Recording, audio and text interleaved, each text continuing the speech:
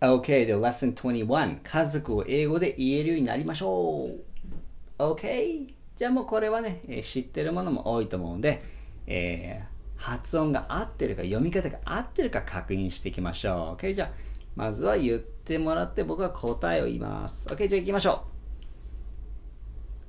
う。 Father でした。 OK 次は Mother でした。 OK very good 次は Older brother でした。次は Younger brother でした。 OK 次は Older sister でした。次は Younger sister でした。 OK 次は Grandfather でした。次は Grandmother でした。次は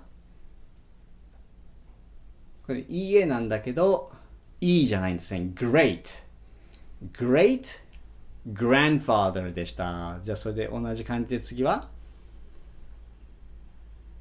Very good great grandmother でしたね。 OK very good そして次は